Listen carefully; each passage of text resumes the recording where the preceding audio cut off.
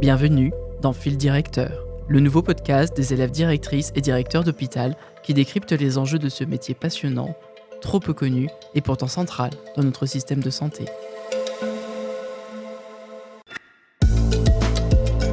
L'hôpital. Plus de 700 000 enfants y naissent chaque année. Nous y passons tous au moins une fois au cours de nos vies. Et souvent nous y sommes accompagnés dans nos derniers instants. Nous partageons tous un rapport viscéral à l'hôpital, entre attachement et repoussoir. Des séries américaines remplies de docteurs héroïques aux fermetures médiatiques de maternité, en passant par les nuits d'attente aux urgences. Mais l'hôpital, c'est plus de 200 métiers et souvent le premier employeur de la ville. Une structure complexe, fragile, plus que jamais au cœur de tous nos enjeux de société. Entre crise sanitaire, vieillissement démographique, mais aussi innovation, prise en soin de toutes et tous, riches comme pauvres, avec ou sans papier. Alors, savez-vous qui dirige cette petite ville dans la ville ? Pour répondre à cette question, nous sommes partis à la rencontre de femmes et d'hommes, directrices et directeurs, en exercice dans toute la France.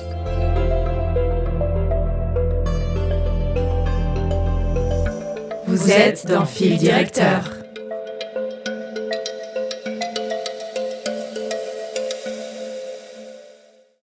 Aujourd'hui, nous partons en Bretagne, direction l'établissement public de santé mentale Sud-Bretagne, centre hospitalier Charcot, un établissement de référence en santé mentale. Nous avons le plaisir d'accueillir sa directrice, Ophélie Renoir, en poste depuis 2019 et en exercice depuis 2011.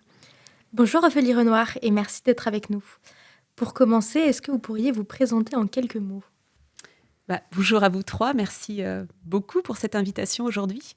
On est dans les studios de l'EHESP pour parler de cet établissement public de santé mentale, pour parler de ma carrière aussi de directrice d'hôpital. En quelques mots, effectivement, je suis dans ces fonctions depuis 2011 sur un troisième poste qui est très très lié à l'activité santé mentale et psychiatrie, puisque c'est un établissement qu'on appelle monospécialité, avec une activité destinée à la prise en charge d'un bassin de population de 230 000 habitants, en lien avec des activités de psychiatrie que nous retrouvons dans les établissements de cette catégorie. Précédemment, j'ai eu l'occasion de travailler à nouveau sur une expérience dans le champ de la santé mentale, mais en Normandie, dans un établissement qu'on appelle le centre hospitalier de l'Estran, du côté de Pontorson, à côté du Mont-Saint-Michel. Et précédemment, une autre activité bien différente, celle-ci, puisque j'ai exercé des fonctions de directeur adjoint sur une fonctionnelle, travaux, services techniques, économiques, dans le département du Maine-et-Loire, avec 2 établissements de proximité. Donc vous êtes aujourd'hui directrice de l'EPSM, donc établissement public de santé mentale Sud-Bretagne, après plusieurs postes de direction adjointe dans des établissements variés, mais qui avaient en commun d'être de taille humaine. Qu'est-ce qui a motivé les choix de vos précédents postes ? Vous l'avez dit tout de suite, le volet ou la dimension taille humaine de ces établissements est quelque chose de très important pour moi. Alors, ce sont des établissements, pour tous ceux qu'on vient de citer, où on peut dire qu'ils sont vraiment très accueillants et les relations sont vraiment simples et directes. Et c'est ce qui participe, en ce qui me concerne, à un environnement de travail qui est propice à mon épanouissement en tant que directrice d'hôpital. Ces choix se sont faits aussi dans un contexte de conciliation vie professionnelle et vie perso, comme beaucoup des collègues. Et étant bretonne d'origine, il est naturellement apparu dans mon parcours, vous l'avez vu, un circuit qui ne s'éloignait pas énormément de cette belle région, puisqu'entre les Pays de Loire, la Normandie et la Bretagne aujourd'hui, j'ai essayé de concilier ces aspirations personnelles avec une vie professionnelle passionnante dont je vais essayer de vous en dire quelques mots. Qu'est-ce qui vous a d'abord attiré vers la psychiatrie ? À quel moment ce choix s'est imposé dans votre trajectoire professionnelle ? Je n'avais pas forcément pour idée, au cours de ma formation de directeur, de m'orienter vers ce type d'établissement. En tout cas, ce n'est pas apparu comme une évidence lors de la formation ou à l'occasion des premières recherches de poste. Par contre, au moment où j'ai eu besoin de rechercher une nouvelle opportunité professionnelle, c'était le poste de l'Estran à l'époque qui était publié. il comportait un certain nombre d'activités, pas que psychiatrie, contrairement à l'établissement que je dirige aujourd'hui. Il y avait du SMR, il y avait l'activité de médecine, une activité médico-sociale importante dans le champ du handicap et de la personne âgée. Mais le volet psychiatrie a amené chez moi une forme de curiosité et moi qui était à la recherche non seulement d'un établissement à taille humaine, mais en plus un établissement où les relations, l'écoute, la parole prenaient une place importante, je me suis dit que naturellement, ça m'est paru en tout cas assez évident de candidater et d'essayer, en tout cas ma chance, au moins de me dire, allez, on va voir, peut-être que la psychiatrie, ça ne va pas me correspondre, peut-être que mon passage sera de très courte durée, mais en tout cas, je n'aurai pas le regret de ne pas avoir essayé ce type d'activité. Et comment vous avez perçu justement ce passage entre un établissement psychiatrique quand on vient d'un centre hospitalier plus généraliste avec des activités plutôt tournées vers la médecine ? J'avais beaucoup d'a priori avant d'arriver sur l'Estran à l'époque, puisque le premier établissement, c'était l'Estran. En plus, il faut être assez honnête, les collègues n'avaient pas tous des regards très positifs sur ce type d'établissement. C'était il y a 10 ans déjà, même un peu plus. C'était il y a 12 ans exactement, le temps passe vite. Et à l'époque, les directeurs d'établissements psy, souvent c'était des fins de carrière pour les chefs d'établissement ou éventuellement des choix qui pouvaient se faire par défaut ou parce que ça représentait seulement une opportunité géographique. J'en fais pas une généralité, mais en tout cas, ça pouvait m'être exposé de cette façon-là. Moi, j'ai découvert les choses de manière assez spontanée. Je me suis pas enfermée dans mes premiers mois d'exercice dans des a priori. J'ai découvert au contraire un environnement extrêmement riche, assez complexe, parce que l'environnement de la psychiatrie est assez complexe, il faut le reconnaître.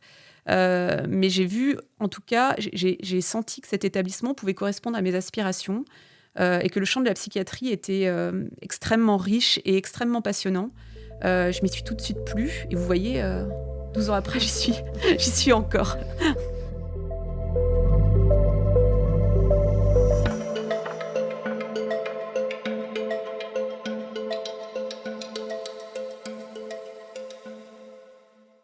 Dans une seconde partie, nous allons nous intéresser plus spécifiquement à la direction de cet établissement de Sud-Bretagne et à ses spécificités. Tout d'abord, pourriez-vous nous présenter brièvement l'établissement de l'EPSM Sud-Bretagne, sa taille, ses équipes, ses patients et son ancrage territorial, un point sur lequel vous avez beaucoup insisté dans la préparation de ce podcast? Et tout à fait. Alors, c'est un établissement sur le croissant sud de la Bretagne. Dans cette région, il y a une spécificité. Nous sommes 3 EPSM. Donc, Quimper, Lorient et celui de Vannes. Je vous laisse deviner celui qui est mon préféré aujourd'hui. C'est celui, bien évidemment, que j'ai la chance de diriger depuis quelques années maintenant, donc le PSM Sud-Bretagne. Alors, un établissement, je l'ai dit tout à l'heure un peu en introduction, dont la responsabilité populationnelle est assez importante, puisqu'on a 230 000 personnes sur ce territoire qui compte un petit peu sur nous quand même pour garantir les soins psychiatriques des personnes qui le nécessitent. C'est le cœur du métier de ces établissements, le soin psychiatrique, le soin pour des troubles psychiques qui sont des maladies qui vont être diagnostiquées, repérées par nos équipes, accompagnées, soignées, soit avec des traitements médicamenteux, soit avec des thérapies qui ne seront pas médicamenteuses. Je pense aux psychothérapies, par exemple. Donc ça, c'est le cœur de cet établissement, la psychiatrie publique, avec la spécificité des soins sous contrainte, qui est l'une des caractéristiques de la discipline médicale qu'est la psychiatrie.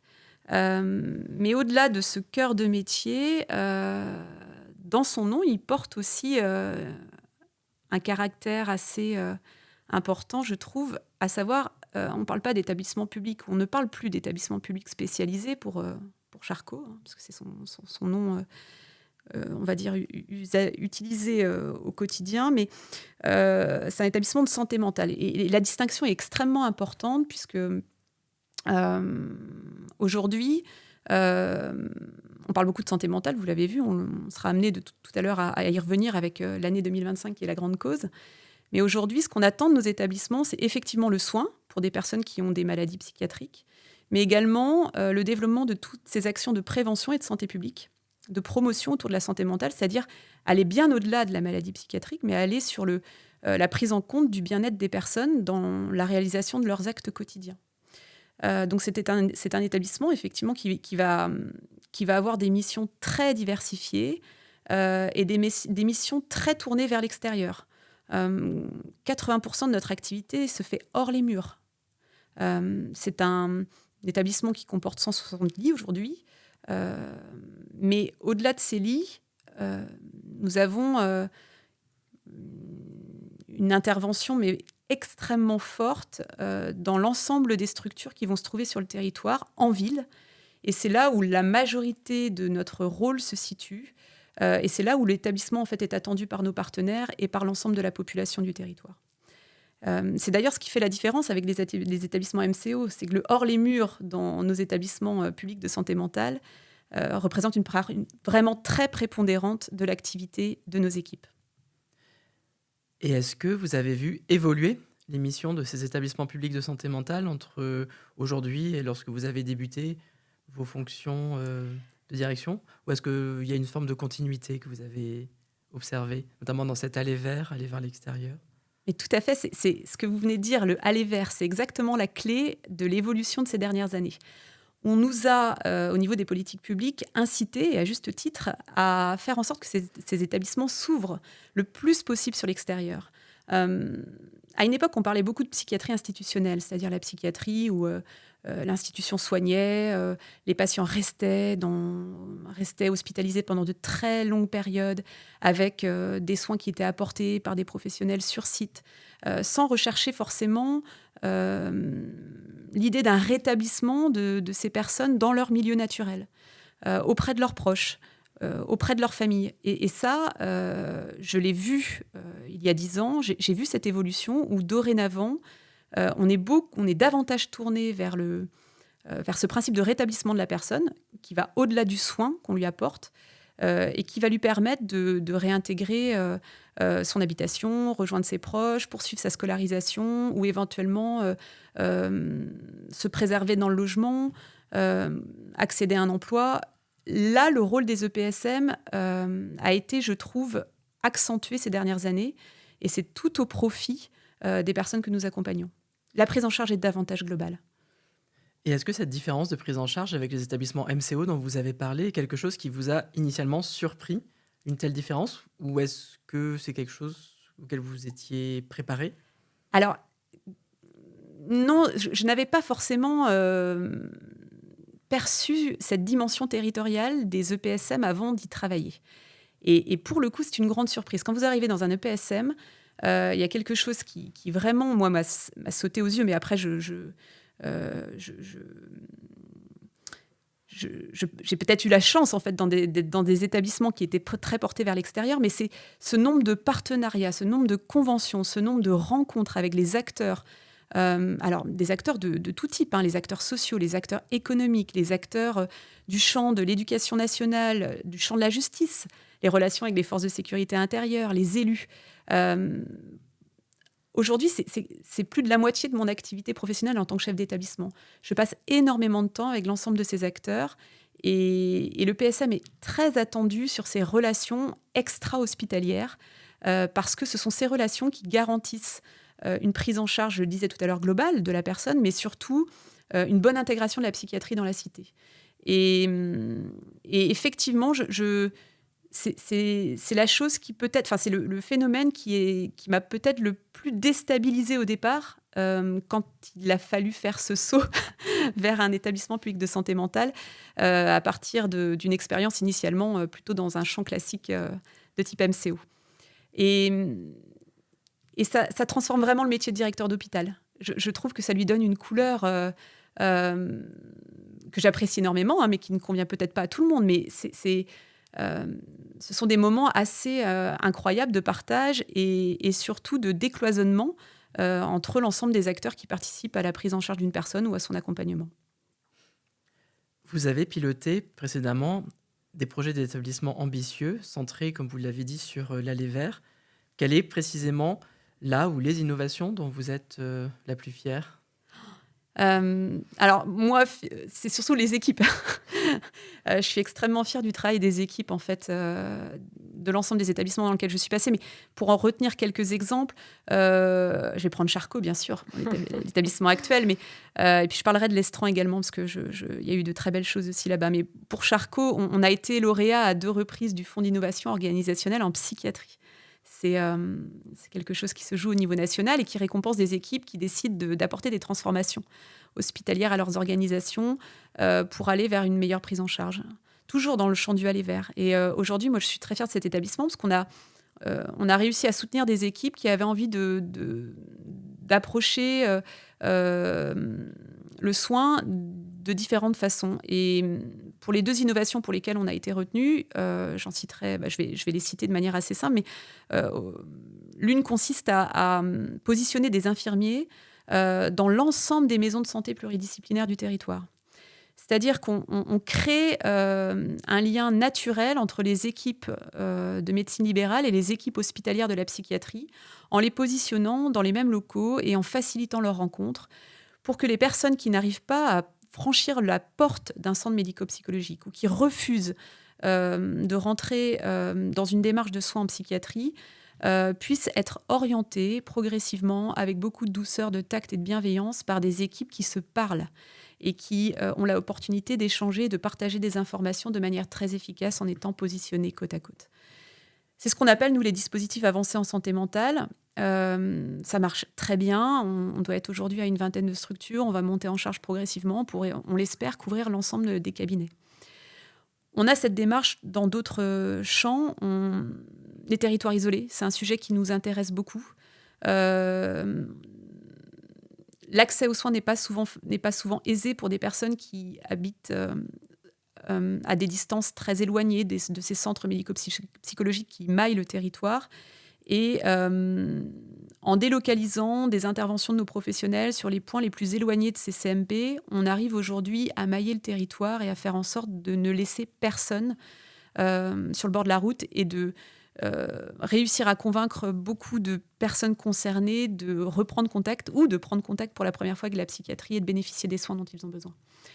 Et cette logique-là, les équipes de l'EPSM l'ont bien intégrée et aujourd'hui, elles ont beaucoup d'idées dans ce sens et elles m'étonnent toujours par cet cet esprit d'initiative et surtout cette réussite en termes de maillage pour le territoire. Et la deuxième innovation qui a été récompensée par le prix Alors, on a une équipe mobile en lien avec la réhabilitation psychosociale des personnes, c'est-à-dire le travail autour du rétablissement par plusieurs types d'interventions, l'ergothérapie, la neuropsychologie, l'approche autour de plans personnalisés de soins. Et j'oublie une équipe aussi qui n'a pas, elle, été récompensée par un FIOP, mais qui, par contre, a été très intéressante en lien avec la spécificité de ce territoire. C'est une équipe mobile d'intervention sur le suicide. Pourquoi j'en parle et pourquoi je souhaite en parler, c'est que la Bretagne est une des régions les plus touchées par le suicide. Et à l'intérieur de la Bretagne, le territoire de l'EPSM Sud-Bretagne est lui aussi très concerné par ces problématiques et ces risques suicidaires. Donc il est venu surtout l'idée aux équipes, qu'il était important qu'on crée un dispositif spécifique pour pouvoir aborder ces problématiques de suicide.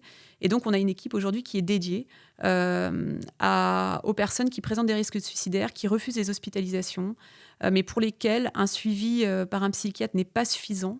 Et donc, on met en place des déplacements au domicile, un accompagnement personnalisé, sur mesure, pour, en fonction du niveau du risque suicidaire, réussir à ramener la personne vers une vie plus confortable, plus aisée et une santé mentale plus préservée. Peut-être une question un peu plus technique désormais sur la gestion quotidienne d'un hôpital. Vous avez participé précédemment à la mise en place de ce qu'on appelle un GHT, un groupement hospitalier de territoire. Ce sont des structures territoriales qui regroupent les établissements publics de santé autour généralement d'un établissement support, souvent le plus important, mais pas toujours, autour d'un projet médical partagé, mais également de fonctions support telles que les systèmes d'information. Comment percevez-vous l'intégration des établissements publics de santé mentale dans ces GHT, et notamment cette intégration des systèmes d'information ? Comme vous l'avez dit, les EPSM obéissent à une logique peut-être un peu plus spécifique, très tournée vers la ville, vers les partenariats. Est-ce qu'ils trouvent leur place dans ces GHT et comment, selon vous, les EPSM peuvent-ils s'articuler dans ces groupements ? Je vous remercie pour cette question, parce que je commence à être expérimentée dans ces configurations. Les 2 GHT dans lesquels j'ai été amenée à travailler sont assez spécifiques, puisqu'effectivement, il y a l'établissement support qui est l'établissement MCO, bien souvent de plus grande taille, et puis le psy, l'établissement en charge de la santé mentale, qui se retrouve en position d'établissement partie, avec l'envie de défendre aussi une forme d'autonomie, une forme de... son plein exercice en fait. Et pour les 2 GHT dans lesquels j'ai été amenée à travailler, je trouve que les positionnements ont été assez bien préservés. Les relations sont assez constructives. On est toujours, que ce soit pour le GHT actuel Sud-Bretagne ou pour le précédent poste avec le GHT du Sud-Manche, on était dans une logique très fédérative et pas intégrative. Et ça, c'est très important. Les EPSM ont besoin de garder une forme d'indépendance pour être très actifs dans leur action, pour être autonomes aussi dans leur prise de décision et pour pouvoir avoir les mains libres dans la conduite de leur politique en faveur de la santé mentale de leurs habitants. Par contre, ces GHT apportent beaucoup aux EPSM pour le projet médical partagé, parce que entre l'établissement support et l'établissement partie, entre le MCO et la psy, il faut du lien. On a la même responsabilité populationnelle, nous avons les mêmes patients, et donc les EPSM doivent trouver forcément leur place dans ces projets médicaux partagés. Et je crois qu'en fait, autant au tout départ, en 2016, quand les GHT se sont montés, il y avait beaucoup de craintes de la part des EPSM, autant je pense qu'aujourd'hui, quand ces logiques sont bien fédératives, qu'elles sont elles ciblées sur vraiment le parcours patient, la qualité et la sécurité des soins, ça donne de très belles réussites de coopération. Alors, votre question portait aussi plus spécifiquement sur le système d'info. Là aussi, on a tout à y gagner à travailler ensemble dans le cadre des GHT sur le système d'info et sur la convergence notamment des systèmes d'information. Un bon exemple, il y a une semaine, nous venons de fêter le lancement d'un dossier patient informatisé commun entre nos 2 établissements. Donc entre le groupe hospitalier Bretagne Sud et le PSM. Et ça, c'est une réussite collective dont on est tous très fiers, puisque aujourd'hui, cela va permettre de faciliter le travail de communication et de partage d'informations entre les médecins psychiatres, les addictologues, les pédiatres, les urgentistes et les équipes pour faciliter la prise en charge de ces patients. Sur le système d'info, le fait que l'établissement support, puisque nous, on est dans une configuration où la direction des systèmes d'info est territoriale, le fait que l'établissement support soit partie prenante, voire même pilote dans ces démarches-là, permet effectivement aux établissements parties de bénéficier d'une certaine expertise et d'un élan très intéressant sur la conduite de projets que nous n'aurions peut-être pas eu si nous étions restés totalement autonomes sur ces sujets-là. Donc je dirais que j'ai plutôt un retour d'expérience sur les GHT assez positif et que j'encourage les établissements publics de santé mentale à en tirer le meilleur des partenariats possibles sur le volet du VSI, mais surtout sur le volet du projet médical partagé.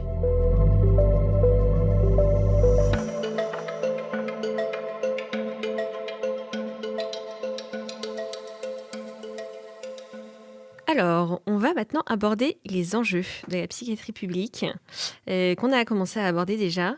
Mais quels sont, selon vous, les grands défis auxquels la psychiatrie publique est confrontée aujourd'hui ?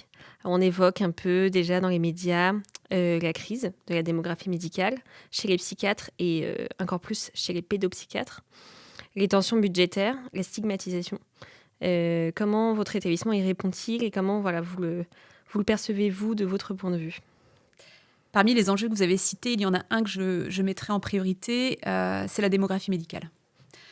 On pourrait penser que dans une région aussi attractive que la Bretagne, ces difficultés ne sont pas connues, mais c'est tout à fait faux. Nous sommes concernés. Je peut même généraliser les choses à l'ensemble des structures bretonnes, en lien avec la psychiatrie, a un nombre de postes vacants assez important, tant pour les psychiatres que les pédopsychiatres. Et c'est aujourd'hui le principal frein au développement de nos activités, à la poursuite de nos ambitions. C'est ce qui crée dans notre quotidien beaucoup de frustration et beaucoup de déception dans ce qu'on serait en capacité d'apporter comme réponse aux besoins de la population si on avait 1, 2, 3, 4, 5 psychiatres supplémentaires pour pouvoir assurer notre mission. Donc pour moi, c'est l'enjeu numéro 1 pour la psychiatrie en France, c'est de réussir d'une part à communiquer le plus favorablement possible sur cette discipline médicale, convaincre le maximum d'internes à s'y intéresser, faire en sorte qu'elle ne soit pas perçue comme une discipline médicale secondaire ou comme j'entends parfois, une discipline médicale qui fait peur. C'est un métier passionnant, le métier de psychiatre. Moi, j'ai beaucoup d'admiration pour eux. Notamment dans le champ de la psychiatrie publique, les psychiatres et les pédopsychiatres font un travail formidable, très engageant, avec une charge mentale énorme, confrontés tout au long de la journée avec énormément de souffrances psychologiques dans les entretiens qu'ils peuvent mener, des situations très difficiles, parfois un risque médico-légal qu'on ne doit pas sous-estimer et pour lesquels eux peuvent être amenés à ressentir des contraintes. Et voilà, je trouve que ce sont des professionnels extrêmement investis, passionnés par leur métier. Et on a besoin que les autorités publiques, que les pouvoirs publics nous aident dès les premières vocations, en fait, des futurs médecins, à les convaincre de l'intérêt de cette discipline et de faire le choix... je dirais choose psychiatrie, please, pour permettre à nos établissements de poursuivre leur développement et de répondre déjà tout simplement aux besoins de la population et c'est là le deuxième enjeu, les besoins de la population qui n'arrêtent pas d'augmenter depuis des années. Alors ça s'explique de plusieurs façons, mais déjà on parle de plus en plus de santé mentale et je pense que les générations qui viennent auront de moins en moins de difficultés à faire part de leurs problématiques. Donc on aura des besoins qui s'exprimeront davantage. Et ça, c'est une bonne chose, sous réserve bien sûr qu'on ait les effectifs de professionnels et les moyens adéquats en face, mais on aura une recrudescence de ces besoins et puis on se sent bien, on a un contexte aussi sociétal qui fait qu'on vit dans des environnements de plus en plus anxiogènes. Il y a une brutalisation des rapports qui est assez importante au niveau international. On a de l'anxiété liée à l'écologie, les questions de société, la manière dont on vit, nos habitudes aussi quotidiennes, le rythme qu'on se donne, la pression qu'on se fixe. Tout ça amène beaucoup d'anxiété dans notre quotidien et donc on aura forcément dans les années à venir de plus en plus de demandes dans le champ de la santé mentale. Donc il va falloir que les structures soient prêtes à accueillir ce besoin d'écoute, ce besoin d'échange. Et pour ça, il va falloir effectivement que les établissements... c'est tout ce qu'on a dit avant, se renouvellent dans leurs pratiques, pensent à de nouvelles manières d'organiser des soins, avec cette contrainte, c'est qu'effectivement, à des besoins infinis, les moyens, eux, sont finis. Ça rejoint la question de l'aspect budgétaire, pour lequel on est toujours en attente d'une vraie prise de conscience de la part de l'ensemble des pouvoirs publics de cette priorité de santé publique qu'est la santé mentale et qu'elle se traduise aussi dans le maintien de nos ressources, voire des évolutions qu'on attend pour les années à venir. Donc démographie médicale, couverture des besoins qui arrivent là et qui seront de plus en plus importants, et effectivement des moyens financiers qui puissent nous aider aussi à mettre tout ça en œuvre. Mais justement, face à ces besoins croissants et à des difficultés indéniables, la santé mentale est grande cause nationale en 2025. Est-ce que cette annonce gouvernementale elle a eu un peu des répercussions sur votre quotidien dans l'établissement ? Alors, des répercussions très concrètes, pour le moment, disons qu'on a surtout perçu une augmentation de la communication autour de la santé mentale. On parle beaucoup plus de santé mentale, effectivement, depuis que le gouvernement a décidé d'en faire une grande cause. Les campagnes de communication sont davantage visibles, les médias s'en emparent. Sur le territoire, nous sommes, c'est vrai, cette année, très sollicités, tant au niveau de la direction qu'au niveau de l'ensemble des équipes médicales et soignantes, pour intervenir sur une soirée, un débat, des discussions, des échanges. Donc ça, c'est plutôt une très bonne chose. Et j'ose relier effectivement ce phénomène-là de l'année 2025 à l'annonce de la grande cause. Après, les équipes, elles auraient aimé peut-être voir davantage de création de postes, par exemple, ou éventuellement de moyens spécifiques pour les aider à soutenir cette évolution de la demande. Je pense qu'il y aura des choses d'ici la fin de l'année, sûrement dans le champ de la santé mentale des jeunes. Mais aujourd'hui, je ne peux pas vous le dire. Je n'ai pas reçu les dernières informations. Non, je reste optimiste et je pense qu'on verra peut-être quelques bonnes nouvelles autour de la période de Noël, peut-être. On l'espère en tout cas. Et alors, parmi les grands défis qu'on a un peu évoqués déjà en précédente partie, il y a la prise en soins somatiques des patients qui sont hospitalisés en psychiatrie. Parce que c'est quand même... aujourd'hui, c'est considéré comme défaillant, à juste titre, je pense. J'ai l'impression que vous avez déjà beaucoup travaillé sur le lien territorial, justement, pour essayer d'améliorer cette prise en charge somatique. Comment répondre à cet enjeu qui est très complexe ? Est-ce que vous avez d'autres exemples de bonnes pratiques mises en place dans votre établissement ? Alors oui, la santé mentale, elle ne peut pas être totalement isolée du reste de la prise en charge en santé. Et en cela, la problématique des personnes qu'on accompagne au quotidien, c'est leur espérance de vie qui est largement diminuée en lien avec les maladies psychiatriques qu'elles peuvent être amenées à avoir au cours de leur vie. Donc c'est un vrai sujet de préoccupation pour les EPSM. Nous, on a décidé de le traiter de 3 façons. Alors bien sûr, on est très vigilant avec nos équipes sur tous les indicateurs qui nous permettent de s'assurer en tout cas qu'on est vigilant sur l'ensemble des éléments qui pourraient participer à une bonne prise en charge somatique des personnes qui sont hospitalisées chez nous. Ça, c'est le premier pan. Le deuxième pan, c'est qu'on a décidé de structurer notre offre en termes de pôle avec la création d'un pôle dédié à la prise en charge somatique et de soutenir l'effort aussi et l'engagement de nos équipes de médecins généralistes qui participent grandement justement à cette prise en charge somatique à l'intérieur des murs de l'EPSM, voire même au-delà, en offrant la possibilité à certains patients suivis en ambulatoire d'avoir une prise en charge très adaptée. Et le troisième volet de cette prise en charge somatique, c'est le lien avec nos collègues du groupe hospitalier Bretagne Sud dans le cadre du projet médical partagé dont on parlait tout à l'heure quand on a eu l'occasion d'évoquer les GHT, où on a réussi à mettre en place des interventions croisées entre nos équipes. Et on bénéficie de la part du GHBS, donc de l'établissement support, d'interventions sur place de leurs équipes pour nous permettre d'avoir un suivi un petit peu plus, on va dire, soutenu pour certaines situations. Je pense à la neurologie, je pense à la gériatrie, je pense également, on a un dentiste qui intervient sur place. Enfin, on a un certain nombre de spécialités médicales en lien avec les collègues du GHBS ou la ville qui nous permettent aussi d'apporter un regard très attentif à ces difficultés de prise en charge somatique. Et alors, un petit exercice de prospective pour conclure cette troisième partie. À quoi ressemblera, selon vous, la psychiatrie publique dans 10 ans ? Et quel rôle un établissement comme le vôtre doit-il jouer dans cette transformation ? Pas facile. Ah non, elle n'est pas facile la question, mais elle est intéressante, elle est très intéressante. La psychiatrie dans 10 ans, moi je pense qu'elle sera de plus en plus communautaire, de plus en plus intégrée dans la cité, parce que comme elle devient un véritable enjeu de santé publique, je disais tout à l'heure, tout le monde en parle.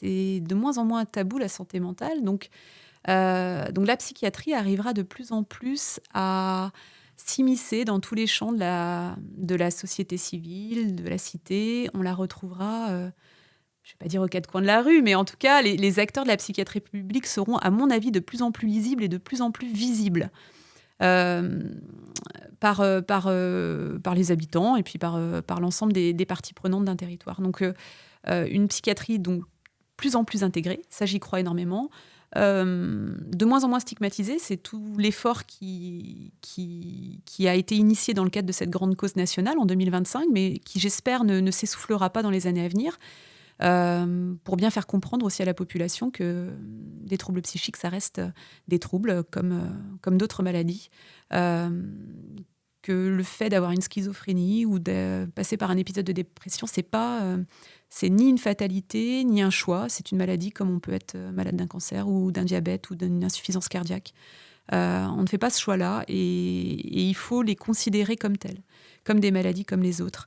Donc ça, je pense aussi que dans les années à venir, ce volet-là sera de plus en plus important. Et puis peut-être une troisième évolution que je souhaiterais, c'est que la parole des usagers en santé mentale soit davantage prise en compte et que les initiatives qu'on repère dorénavant un petit peu partout là, dans les EPSM, à savoir la mise en place des pairs aidants par exemple, que ces initiatives perlées deviennent quelque part des réflexes de toutes les institutions dans les années à venir, pour vraiment passer d'une logique d'un patient au cœur du système de soins à un patient partenaire qui prend toute sa part dans les décisions qui le concernent. Donc voilà, c'est un petit peu ce que j'imagine pour notre psychiatrie d'ici 10 années.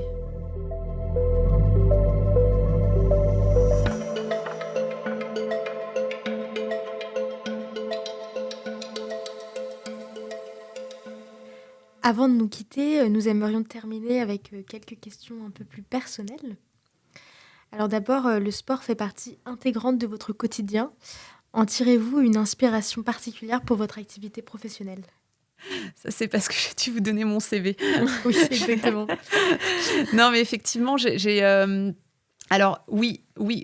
Et c'est un des conseils que je donnerais d'ailleurs aux futurs collègues directeurs d'hôpitaux ou même ceux qui sont en poste. Faites une activité en dehors du boulot, absolument. Ça me paraît indispensable. Pas forcément du sport, mais ça peut être aussi une activité sociale, culturelle. Mais ce sont des métiers extrêmement engageants, la charge mentale est très forte quand on est directeur d'hôpital.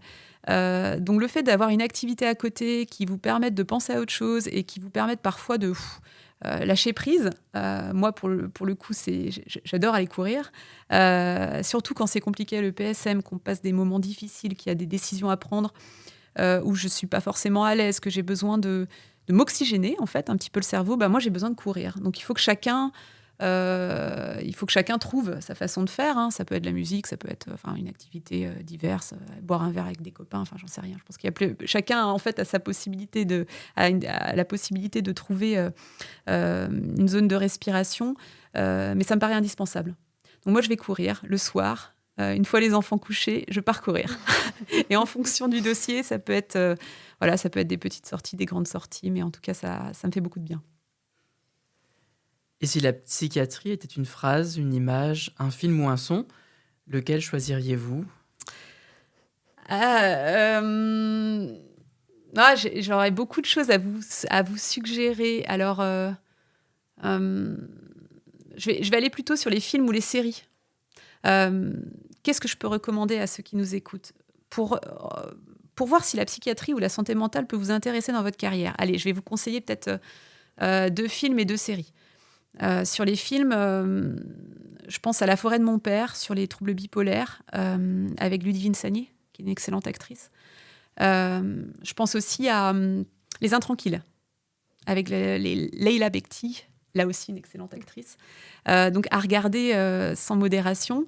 Et pour les séries, parce que je sais que les jeunes générations maintenant sont portées sur les plateformes et sur les séries, il y en a 2 qui peuvent être sympas pour se familiariser avec le champ de la santé mentale. Il y a En thérapie, qui est une série assez connue, française.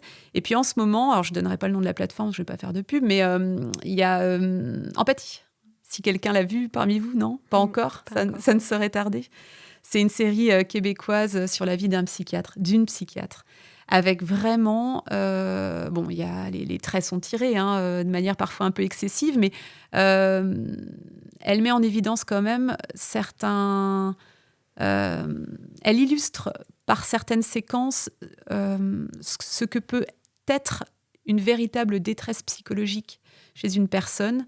Je trouve que la façon dont c'est tourné le montre plutôt bien. Après, il y a un petit côté aussi comédie dans cette série qui permet d'amener un peu de légèreté autour des sujets de santé mentale. Donc voilà ce que je recommanderais pour terminer à nos auditeurs et pour voir si la psy, ça peut le faire ou ça ne peut pas le faire dans une carrière. Voilà. Merci pour ces recommandations. Et si vous deviez donner un ultime conseil à un jeune directeur ou directrice qui hésite à aller en psychiatrie, qu'est-ce que vous lui diriez ? Je lui dirais de ne pas forcément hésiter, mais de tenter une expérience, parce que de toute façon, nos carrières sont très longues. Quand on part directeur d'hôpital, après une sortie d'école, quand on est externe ou même quand on est en cours de carrière, on peut être amené à faire beaucoup de postes. Donc, je crois qu'il n'y a pas de risque à tenter une expérience psy dans sa carrière, puisqu'on est amené à en avoir tellement des expériences qu'il faut essayer d'être le plus complet possible. Et le passage en psychiatrie apportera, à mon sens, beaucoup. Maintenant, une fois en psychiatrie, ce que je peux conseiller à un collègue, c'est de ne pas se contenter des rencontres d'équipe, mais surtout pour bien appréhender les enjeux, pour bien appréhender les difficultés, pour bien appréhender les leviers, c'est de faire des immersions, c'est-à-dire de vraiment partir avec une équipe en voiture, aller à la rencontre de personnes à domicile, voir comment se passent des interventions à l'extérieur, participer, si c'est possible, sous le secret médical, en préservant bien évidemment le secret médical, participer à des consultations avec un psychiatre qui est d'accord pour vous accueillir, aller passer une soirée aux urgences psychiatriques, vraiment ne pas s'en tenir uniquement aux échanges, mais aller en immersion avec des professionnels pour bien comprendre et pour ensuite être le plus adapté dans sa prise de décision, ou en tout cas avoir la meilleure vision pour pouvoir accompagner ses équipes et donner du sens à l'action. Des immersions. Mais je crois que ça s'applique aussi dans le champ du MCO. Ma recommandation, non ? Complètement. Merci beaucoup Ophélie Renoir pour cet échange très riche et pour votre regard sur la direction d'un établissement de santé mentale aujourd'hui. Et merci à vous, auditrices et auditeurs, de nous avoir suivis. Nous vous retrouvons très prochainement pour un nouvel épisode de Fil Directeur.